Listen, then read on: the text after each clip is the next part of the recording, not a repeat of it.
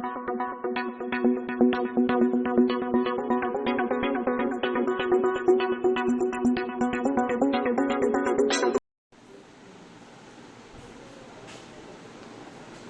in another video of Mastermind Public School online classes, and today's topic is about class 9 science. और हम discuss कर रहे हैं आज चैप्टर नंबर 6 का पहला पार्ट। तो यहाँ पर चैप्टर नंबर 6 का हम पार्ट 1 डिस्कस कर रहे हैं। चैप्टर नंबर 6 क्लास 9 साइंस में हमारा हो जाता है टिश्यू। इससे पहले वाले चैप्टर 5 में हमने डिस्कस किया था अबाउट द सेल। तो स्ट्रक्चरली और फंक्शनल जो बेसिक यूनिट जिसकी हमने बात करी थी वो आ जाती है सेल। नाउ सेल से आगे हम थोड़ा अभी बढ़ते हैं चैप्टर 6 में। यहाँ पर आप डिस्कस करेंगे अबाउट द टिश्यू। नाउ जैसा कि हमने बोला था जो भी ऑर्गेनिज्म हो जाते हैं, जैसे हमने बात करी थी कि यूनिसेलुलर ऑर्गेनिज्म। तो यूनिसेलुलर ऑर्गेनिज्म में सारा जो फंक्शन है वो एक अकेली सेल के थ्रू परफॉर्म होता है। जो भी फंक्शन होते हैं वो सिंगल सेल ही परफॉर्म करती है। लेकिन बात करें मल्टी सेलुलर ऑर्गेनिज्म की, यानी कि बहुत सारी कोशिकाएं मिलकर के ऑर्गेनिज्म यानी जीव को बनाती हैं, और यही कोशिकाएं अलग अलग तरीके से फंक्शन करती हैं, काम करती हैं, और इनमें डिस्ट्रीब्यूशन ऑफ द लेबर हो जाता है। तो यहाँ पर जो एक हम इस तरह से कह सकते हैं कि जो टिश्यू है, डेफिनेशन की बात करें टिश्यू की, तो यहाँ पे हम क्या कह रहे हैं कि अ ग्रुप ऑफ सेल। सबसे पहले तो क्या बात करेंगे कि एक अकेली सेल टिश्यू नहीं बनाती है, बहुत सारी सेल्स आपस में एक ग्रुप के फॉर्म में टिश्यू को फॉर्म करती हैं, बनाती हैं।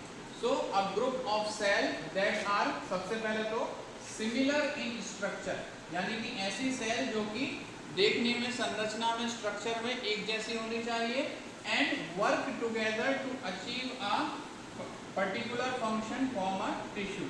यानी कि a group of cell which are structurally similar, functionally similar और ओरिजिन इन सेम होना चाहिए। यानी कि ऐसी सेल का ग्रुप होना चाहिए जो कि एक जैसा फंक्शन करे, स्ट्रक्चर में एक जैसी हो, और जो एक कॉमन सेल यानी कि जिनसे वो बनी है वो कोशिकाएं भी सेम होनी चाहिए। तो यहाँ पर अपन कैसे कंसीडर कर सकते हैं टिश्यू को कि एक सिंगल सेल से बहुत सारी सेल क्या बना देते हैं, अ ग्रुप ऑफ सेल। और ऐसा ग्रुप ऑफ सेल जो क्या होना चाहिए, स्ट्रक्चरली सिमिलर, फंक्शनली सिमिलर और सेम इन ओरिजिन। यानी कि जहाँ से वो बनी है, डेवलप हुई है, वो भी ओरिजिन यानी कि उनका जो स्टार्ट है वो भी सिमिलर होना चाहिए।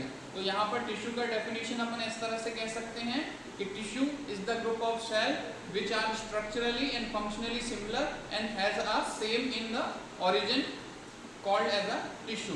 तो यहाँ पर टिश्यू, अब हमने पढ़ा था कि सेल अलग अलग टाइप के हो जाते हैं, जैसे कि हमने पढ़ा था प्रोकैरियोटिक और यूकैरियोटिक। तो प्रोकैरियोटिक सेल्स जो होते हैं नॉर्मली टिश्यू फॉर्म नहीं करते हैं, यानी कि प्रोकैरियोटिक ऑर्गेनिज्म आपको मोस्ट प्रोबेबली कैसे मिलेंगे, या तो सिंगल सेल मिलेंगे यूनिसेलुलर, और ग्रुप ऑफ सेल होगा भी तो भी वो क्या करते हैं, टिश्यू फॉर्म नहीं करते हैं। बात करें यूकैरियोटिक सेल्स की, तो यूकैरियोटिक सेल्स डेफिनेटली मल्टीसेलुलर भी हो सकते हैं और यूनिसेलुलर भी हो जाते हैं। मल्टीसेलुलर में डेफिनेटली वो क्या करते हैं, विशेष प्रकार के स्पेशल टाइप टिश्यू फॉर्म करते हैं। तो एक एक करके हम टाइप्स ऑफ टिश्यूज की बात करेंगे यहाँ पर। जैसे हमने देखा था सेल्स प्लांट सेल हो जाती हैं, तो plant cell definitely plant tissue बनाएगी, और एनिमल सेल की हमने बात करी तो animal cell definitely animal tissues बनाएंगी। तो यहाँ पर हम एक एक करके पहले इस चैप्टर में प्लांट टिश्यू की बात करेंगे, और उसके बाद हम यहाँ पर एनिमल टिश्यूज की बात करेंगे। ये चैप्टर पढ़ना बहुत इंपॉर्टेंट है, आगे की क्लासेस में आपको इसका बेनिफिट्स मिलेगा। So let's continue with the plant tissue.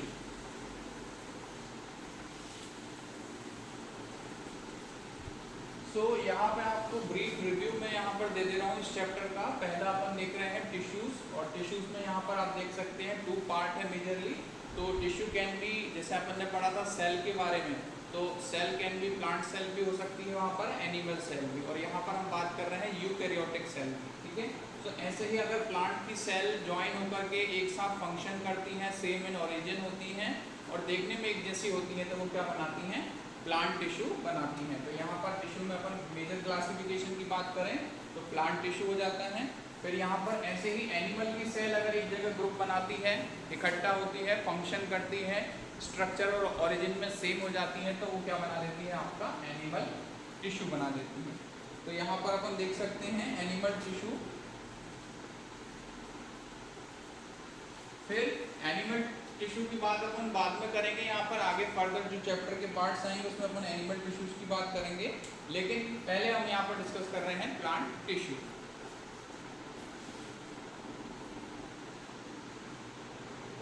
So plant tissue में मेजर क्लासिफिकेशन हम यहाँ देख रहे हैं। प्लांट टिश्यू को 2 पार्ट्स में डिवाइड किया गया है। पहला हो जाता है आपका मेरिस्टेमेटिक टिश्यू, मेरिस्टेमेटिक टिश्यू, और दूसरा हो जाता है यहाँ पर परमानेंट टिश्यू। तो प्लांट टिश्यू के 2 मेजर क्लासिफिकेशन में पहला है आपका मेरिस्टेमेटिक टिश्यू और दूसरा हो जाता है परमानेंट टिश्यू। एनिमल टिश्यू की बात हम बाद वाले पार्ट में करेंगे जब हम एनिमल टिश्यू के बारे में डिस्कस करेंगे। अभी पहले हम प्लांट टिश्यू की बात कर रहे हैं। तो प्लांट टिश्यू का मेजर क्लासिफिकेशन हो जाता है यहाँ पर, एक हो जाता है मेरिस्टेमेटिक टिश्यू और यहाँ पर दूसरा हो जाता है परमानेंट टिश्यू। यहाँ पर अभी इस टेबल या चार्ट में आपको खाली मैं एक रिव्यू दे रहा हूँ चैप्टर का, फिर एक एक करके हम इन टॉपिक्स को यहाँ पर डिस्कस करेंगे। फिर मेरिस्टेमेटिक टिश्यू को अगेन फर्दर क्लासीफाई कर दिया जाता है यहाँ पर। तो पहला टाइप हो जाता है आपका प्राइमरी मेरिस्टेम और सेकंड टाइप यहाँ पर हो जाता है सेकेंडरी मेरिस्टेम। तो मेरिस्टेम टिश्यू के 2 टाइप्स हो जाते हैं, प्राइमरी मेरिस्टेम और सेकेंडरी मेरिस्टेम। फिर अगेन प्राइमरी मेरिस्टेम को यहाँ पर फर्दर अगेन डिवाइड किया जाता है on the basis of the location, यानी कि प्लांट में कहाँ पर वो टिश्यू मौजूद होता है, on the basis of location यहाँ पर हम प्राइमरी मेरिस्टेम को फर्दर क्लासीफाई करते हैं। तो ए हो जाता है आपका अपाइकल मेरिस्टेम, नॉर्मली आपको टिप ऑफ रूट और स्टेम पर मिलेगा। फिर सेकंड हो जाता है इंटरकैलरी मेरिस्टेम, तो यहाँ पर ये बेस ऑफ द लीव्स और नोड्स पे हो जाता है।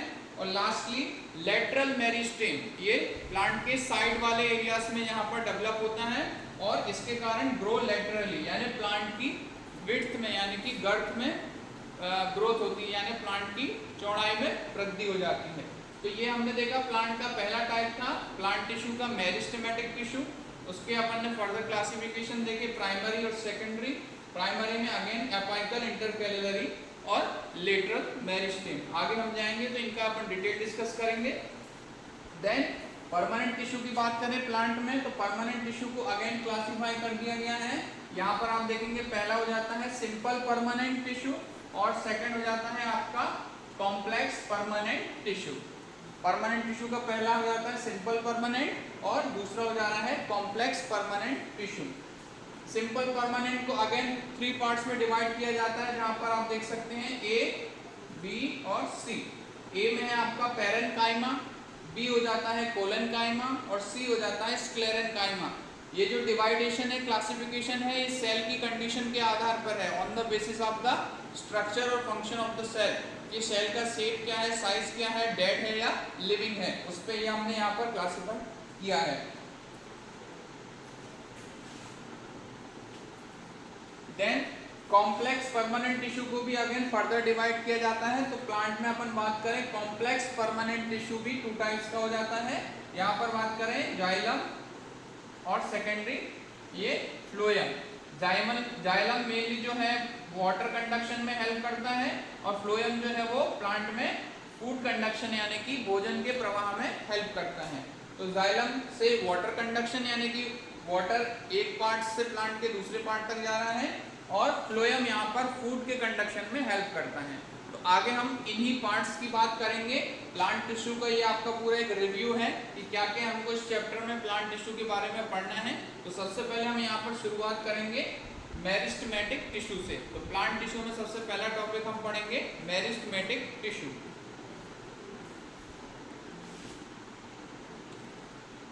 फर्स्ट यहाँ पर हम डिस्कस कर रहे हैं प्लांट टिश्यू और प्लांट टिश्यू का पहला पार्ट हम यहाँ पर डिस्कस कर रहे हैं मेरिस्टेमेटिक टिश्यू।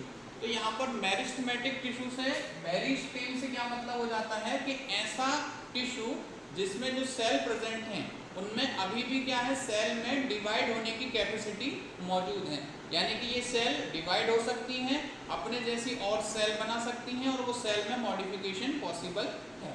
तो इसलिए हम इस तरह के टिश्यू को बोलते हैं meristematic tissue. That means cell are having the division capacity still intact, यानी इनके जो सेल हैं मेरिस्टेमेटिक टिश्यू के, उनमें अभी भी डिवाइड होने की कैपेसिटी मौजूद है और वो डिवाइड होकर के नए सेल बना सकती हैं और अदर सेल में मॉडिफाइड हो सकती हैं। तो यहाँ पर मेरिस्टेमेटिक टिश्यू की बात करें तो यहाँ पर उसके कुछ फीचर्स हैं। सबसे पहले दीज आर सिंपल, और सबसे पहली बात है आती है लिविंग टिश्यू, यानी कि यहाँ की जो सेल्स होती हैं वो लिविंग कंसीडर की जाती हैं, यानी कि उन सेल्स में मेटाबॉलिक एक्टिविटी अभी भी चालू है, जारी है, और वो कंटिन्यूसली इसी तरीके से बढ़ती रहती हैं। सेकेंडली, यहाँ पर जो सेल्स मौजूद हो जाती हैं, यहाँ पर अपन बात करें थिन वॉल्ड, यानी कि हमने बात करी थी कि प्लांट सेल में सेल वॉल प्रेजेंट हो जाती है। तो in case of meristematic tissue की सेल में आपको जो सेल वॉल है वो कैसी रहेगी, थिन सेल वॉल रहेगी, और सेल्स यहाँ पर कॉम्पैक्टली अरेंज रहेंगी, यानी कि बहुत पास पास सेल मौजूद होती हैं।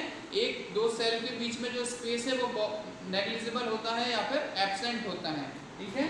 नाउ सेल्स कैसी होती हैं, इमेच्योर। इमेच्योर से यहाँ पर मतलब हो जाता है सेल जो है कंप्लीटली डेवलप नहीं होती हैं, अभी भी डेवलप हो रही होती हैं, तो इसलिए हम बोल जाते हैं सेल्स कैसी हो जाती हैं, इमेच्योर, और capable of division for motion of formation of new cell. तो यहाँ पर अपन बात कर रहे हैं कि जो सेल हैं इमेच्योर हैं और अभी भी वो डिवाइड होकर के नए सेल बनाने की कैपेसिटी रखती हैं। तो इस तरह की सेल मिलकर के किस टाइप का टिश्यू बना देती हैं, प्लांट में meristematic tissue. Now meristematic tissue की जो सेल्स हैं उनके कुछ और फीचर्स यहाँ पर हो जाते हैं, जैसे कि थिन प्राइमरी सेल वॉल, बता चुके हैं कि यहाँ पर सेल वॉल सेल में जो है वो बहुत थिन है, पतली है और सेलुलोज की बनी है, ये आपको पहले से पता होता है। फिर इंटरसेलुलर स्पेस आर एब्सेंट, हमने बताया कि जो यहाँ पर मौजूद जो सेल्स हैं वो बहुत पास पास मौजूद हैं, सेल्स के बीच में बिल्कुल भी गैप नहीं है, स्पेस नहीं है, तो इसलिए बोल रहे हैं इंटरसेलुलर स्पेस आर एब्सेंट। फिर वैक्यूल्स आर एब्सेंट, यानी कि नॉर्मली हमने बात करी थी कि प्लांट सेल में एक लार्ज वैक्यूल होती है, खाली स्पेस टाइप का हो जाता है जहाँ पर वाटर और स्टोर मटेरियल रहता है जो साइटोप्लाज्म का 90% पार्ट को कवर करती हैं। लेकिन यहाँ पे आप देख सकते हैं सेल्स में वैक्यूल्स क्या है, एब्सेंट हो जाती हैं, और साइटोप्लाज्म जो है बहुत ज़्यादा डेंस होता है, यानी कि थिक होता है। उसकी अपन बात करें जो विस्कोसिटी है, यानी कि जो फ्लूइडिटी है वो बहुत कम होती है, वो बहुत डेंस होता है, सघन हो जाता है साइटोप्लाज्म। इसका एक और कारण क्या है, इसके अलावा यहाँ पर large number of cell organelle हो जाते हैं।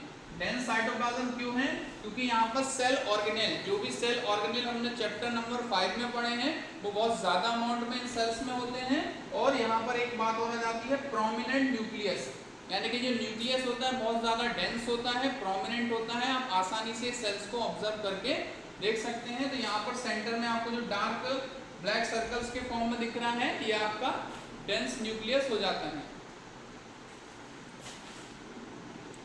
नाउ आगे अपन सेल्स के और फीचर्स की बात करें तो जैसा कि हमने बताया था ये मेरिस्टेमेटिक टिश्यूज की जो सेल है ये लिविंग हो जाती है, यानी कि सेल में अभी भी हम बोलेंगे एक्टिव मेटाबॉलिक एक्टिविटी है, और स्टोर फूड मटेरियल बहुत ही कम या एब्सेंट हो जाता है। क्यों, क्योंकि यहाँ पर हम बात कर रहे हैं सेल्स क्या है, मेटाबॉलिकली एक्टिव, तो जो भी फूड मटेरियल उसको मिलता है वो उसको यूज करती है और अपनी मेटाबॉलिक एक्टिविटी को कंटिन्यू बनाए रखती है।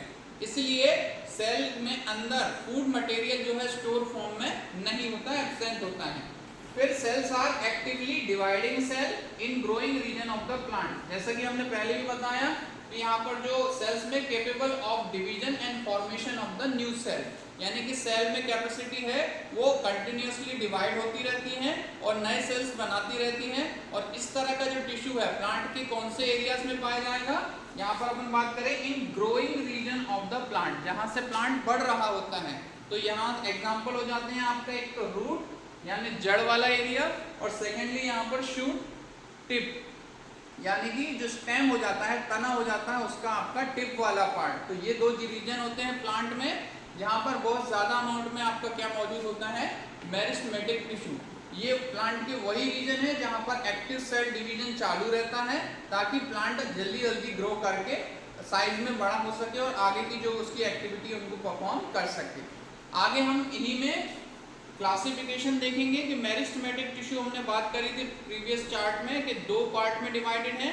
मेरिस्टेमेटिक टिश्यू या तो प्राइमरी हो जाता है या फिर सेकेंडरी हो जाता है। तो classification of meristematic tissue on the basis of origin, यानी जो मेरिस्टेमेटिक टिश्यू प्लांट की लाइफ में पहले आता है वो प्राइमरी हो जाता है। और ऐसा मेरिस्टेमेटिक टिश्यू जो प्लांट की लाइफ में कुछ समय बाद बनता है, उसके एक्टिवली ग्रो हो जाने के बाद बनता है, तो ऐसा टिश्यू हो जाता है आपका सेकेंडरी मेरिस्टेम। तो यहाँ पर अपन मेरिस्टेम के क्लासिफिकेशन की बात कर रहे हैं।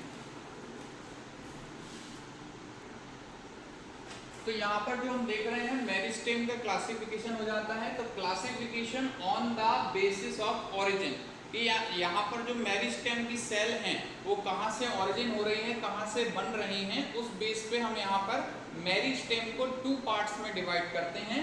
पहला पार्ट हो जाता है प्राइमरी मेरिस्टेम। तो प्राइमरी मेरिस्टेम या जिसे बोल रहे हैं प्रो मेरिस्टेम, यानी कि प्लांट की लाइफ में पहली बार बनने वाला जो टिश्यू है उसको हम बोल देते हैं प्राइमरी मेरिस्टेम। तो यहाँ पर इसके कुछ फीचर्स हो जाते हैं प्राइमरी मेरिस्टेम। तो बात करें इसके ओरिजिन की, तो यहाँ पर जो भी सेल्स हैं वो क्या कर रहे हैं, derived directly from meristem of the embryo, यानी कि जब सीड आपका जर्मिनेट होता है, यानी कि सीड या बीज आपका अंकुरित होता है, तो उस अंकुरण के समय उसमें जो एम्ब्रियो है जो कि एक तरह से डेवलप हो रहा होता है, और उसी एम्ब्रियो के मेरिस्टेम से बनने वाला जो मेरिस्टेम हो जाता है वो आपका प्राइमरी मेरिस्टेम हो जाता है, जिससे जर्मिनेशन ऑफ सीड, यानी कि जो बीज के अंकुरण के समय जो आपका रूट और स्टेम बन रहे होते हैं तो वो किससे बनते हैं, प्राइमरी मेरिस्टेम से। Consist of cell derived from primary meristem, जितनी भी सारी सेल्स हैं इनका ओरिजिन आपका प्राइमरी मेरिस्टेम हो जाता है। Primary growth of the plant, यानी कि प्लांट के डेवलप होने में जो मेनली ग्रोथ होती है, यानी कि एक सीड से एक सेमी एडल्ट प्लांट कह लीजिए या एडल्ट प्लांट बनते समय जो ग्रोथ हो रही है, यानी कि मेनली जो प्लांट की हाइट में ग्रोथ होती है, यानी कि उसकी ऊंचाई बढ़ती है, जिसे अपन वेजिटेटिव ग्रोथ भी बोल देते हैं। यानी एक तरह से प्लांट की बॉडी फॉर्म हो रही है, उसका रूट बन रहा है, स्टेम बन रहा है, लीफ बन रही है, ब्रांचेस, फ्लावर, और यहाँ पर फ्लावर बनने तक की जो कंडीशन होती है कि प्लांट के सीड से फॉर्म होने से लेकर के उसके फ्लावरिंग होने तक, यानी कि उसमें फूल लगने तक की जो ग्रोथ हो जाती है, यानी कि प्लांट सेक्सुअली रिप्रोडक्शन के लिए जब तक तैयार हो रहा है उस समय तक की जो ग्रोथ हो जाती है वो आपकी प्राइमरी मेरिस्टेम की ग्रोथ होती है। यानी कि प्लांट मेनली काय में हाइट में बढ़ता है, यानी कि ऊंचाई में प्लांट की जो ग्रोथ हो रही है वो प्राइमरी मेरिस्टेम के कारण हो जाती है। फिर सेकेंडरी मेरिस्टेम, तो हमने बात करी है कि पहले बनने वाली सेल प्राइमरी है, तो after the certain period of time, यानी कि एक समय अंतराल के पश्चात, यानी कि आपकी प्लांट में एक उम्र के बाद जो टिश्यू बन जाता है, तो इसलिए बाद में बन रहा है इसलिए इसको बोल रहे हैं सेकेंडरी मेरिस्टेम। फॉर्म्ड बाय, यहाँ पर आप देख सकते हैं परमानेंट टिश्यू से बन जा रहा है। हमने बात करी थी प्लांट टिश्यू 2 टाइप के हैं, पहला था मेरिस्टेम और दूसरी था परमानेंट। तो यहाँ पर जो सेकेंडरी मेरिस्टेम है वो अल्टीमेटली प्राइमरी टिश्यू, वो भी कौन सा वाला, परमानेंट टिश्यू से बनता है। ये आपका प्राइमरी टिश्यू से बन रहा है और ये परमानेंट टिश्यू से बन रहा है। Cell derived from primary permanent tissue, तो प्राइमरी परमानेंट टिश्यू वो हो जाते हैं कि अगर मेरिस्टेम की सेल में डिवाइड होने की कैपेसिटी चली जाती है, यानी कि सेल एक बार डिवाइड होकर के रुक गई तो वो परमानेंट सेल में कन्वर्ट हो जाती हैं, और जब पहली बार ऐसा होता है तो उसको हम बोलते हैं प्राइमरी परमानेंट टिश्यू। लेकिन कुछ कारणवश उन सेल में क्या होती है, फिर से डिवाइड होने की कैपेसिटी आ जाती है, यानी कि वो फिर से डिवाइड हो सकती हैं, तब जाकर के वो क्या बनाती हैं, secondary meristem. Usually add to the diameter of the plant, यानी कि प्लांट की जब भी चौड़ाई में वृद्धि होगी, यानी कि उसका जो डायमीटर बढ़ेगा, यानी कि गर्थ बोल दीजिए, विड्थ बोल दीजिए, उसमें ग्रोथ होगी, तो वो किसके कारण होगी, आपकी सेकेंडरी मेरिस्टेम के कारण। यानी कि जैसे कि पेड़ में आपका ब्रांच है तो ब्रांच में बार्क बन रही है, छाल बन रही है, प्लांट की थिकनेस बढ़ रही है, उसकी चौड़ाई में ग्रोथ हो रही है, गर्थ में ग्रोथ हो रही है, डायमीटर में ग्रोथ हो रही है, बात एक ही हो जाती है। तो इस केस में वो कौन सा टिश्यू हो जाएगा, सेकेंडरी मेरिस्टेमेटिक टिश्यू। तो यहाँ पर हमने मेरिस्टेमेटिक टिश्यू में ओरिजिन की बेसिस पर 2 क्लासिफिकेशन देखे, पहला हो जाता है प्राइमरी मेरिस्टेम और दूसरा हो जा रहा है सेकेंडरी मेरिस्टेम। नाउ आगे हम यहाँ पर आपका जो डिटेल है आपके चैप्टर में प्राइमरी मेरिस्टेम के कुछ टाइप्स देखेंगे on the basis of their location. ये प्राइमरी मेरिस्टेम टिश्यू प्लांट के कौन कौन से एरियाज में डिवाइडेड है, उन एरियाज के बेसिस पे उसका क्लासिफिकेशन दिया है। तो प्राइमरी मेरिस्टेमेटिक टिश्यू की हम यहाँ पर बात आगे करेंगे। नाउ यहाँ पर हम डिस्कस कर रहे थे मेरिस्टेमेटिक, फिर मेरिस्टेमेटिक का क्लासिफिकेशन अपन देखा on the basis of origin, तो उसमें देखा प्राइमरी और सेकेंडरी। नाउ प्राइमरी मेरिस्टेम का फर्दर क्लासिफिकेशन हो जाता है, तो classification on the basis of location, यानी कि प्लांट में प्राइमरी मेरिस्टेम कहाँ कहाँ मौजूद है, कहाँ कहाँ प्रेजेंट है, उस बेसिस पे ये आपका प्राइमरी मेरिस्टेम जो है 3 टाइप्स में डिवाइडेड है। पहला हो जाता है अपाइकल मेरिस्टेम, सेकेंड हो जाता है इंटरकैलरी मेरिस्टेम और थर्ड है आपका लेटरल मेरिस्टेम। तो एक एक करके हम ये प्राइमरी मेरिस्टेम के टाइप डिस्कस करते हैं। तो यहाँ पर लोकेशन में आप देख सकते हैं प्लांट के टिप रीजन पर या तो रूट का टिप हो जाए या फिर शूट यानी कि स्टेम का टिप हो जाए। तो यहाँ पर presenting in growing tip of stem and the root, यानी कि प्लांट की जड़ और जो तना है उसका जो टिप वाला पार्ट है उस वाले एरिया में जो आपका मेरिस्टेमेटिक टिश्यू हो जाएगा वो अपाइकल हो जाता है मेरिस्टेम। तो प्राइमरी या अपाइकल मेरिस्टेम की बात करें, इसमें cell division lead to the elongation of the stem and the root, बार बार सेल यहाँ कर की डिवाइड हो जाती हैं और साइज में लेंथ में यानी कि स्टेम और रूट की लेंथ में ग्रोथ करने के लिए हेल्प करती हैं अपाइकल मेरिस्टेम। इसके अलावा involve in primary growth of the plant, यानी कि प्लांट अपनी एक सर्टेन हाइट या ग्रोथ वैल्यू तक पहुंच पाता है, वो किसके कारण हो जाता है, अपाइकल मेरिस्टेम के कारण। इस सीड से जर्मिनेशन की बात, पहली बार जब रूट और स्टेम बनते हैं तो उनकी ग्रोथ के लिए जो भी मेरिस्टेम रिस्पॉन्सिबल हो जाता है वो होता है आपका apical meristem. Second primary meristem हो जाता है on the basis of location हो जाता है इंटरकैलरी मेरिस्टेम। तो यहाँ पर नाम से आपको पता चलता है इंटर यानी कि किसी दो चीजों के बीच में मौजूद है। तो इंटरकैलरी मेरिस्टेम यहाँ पर आप देखें तो प्लांट में एक तो लीव्स के जहाँ पर लीव्स या ब्रांचेस जहाँ पर निकलती हैं उस एरिया में, और बीच बीच में नोड्स और इंटरनोड्स में। तो दो इंटरनोड्स के बीच का खाली जगह या नोड्स वाले एरिया में जहाँ से ब्रांच या लीफ निकल रही होती है उस एरिया में ये टिश्यू पाया जाता है, तो प्रेजेंट होता है इंटरकैलरी मेरिस्टेम। इसके कुछ फीचर डिस्कस करते हैं। सो यहाँ पर सेकंड टाइप हो जा रहा है आपका प्राइमरी मेरिस्टेम का on the basis of location on the plant intercalary meristem. तो इंटरकैलरी मेरिस्टेम की बात करें तो प्रेजेंट बिहाइंड द अपेक्स, तो अपेक्स के जस्ट पीछे या पर नीचे, ऐसे ही बिहाइंड द अपेक्स, रूट और शूट दोनों में मौजूद हो सकता है। फिर it is the part of apical meristem left behind during the growth, यानी कि ग्रोथ के समय अपाइकल मेरिस्टेम का वो पार्ट जो कि ग्रोथ के दौरान पीछे रह गया है उसी को अपन यहाँ पर इंटरकैलरी मेरिस्टेम कह रहे हैं। कहाँ पे मौजूद हो जाता है, तो base of the leaf and internode, यानी कि जहां से लीफ निकल रही है उनके बेस पार्ट में, और इंटरनोड्स यानी कि जहां पे ये ब्रांचेस हैं उनकी खाली जगह के बीच वाले एरिया में, कि जहां से ब्रांचेस ओरिजिन हो रही है उनके बीच वाले एरिया में स्टेम में क्या मौजूद होता है, इंटरकैलरी मेरिस्टेम।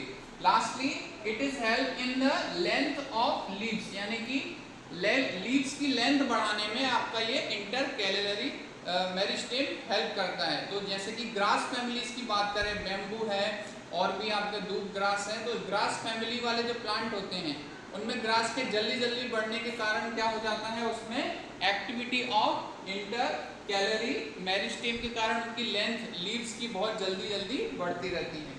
थर्ड टाइप यहाँ पर है आपका लेटरल मेरिस्टेम। तो प्लांट के साइड वाइज एरिया में, तो जहां भी साइड में जो भी टिश्यू मौजूद होता है प्लांट में वो हो जाता है आपका लेटरल मेरिस्टेम। तो इसके कुछ फीचर्स डिस्कस करते हैं।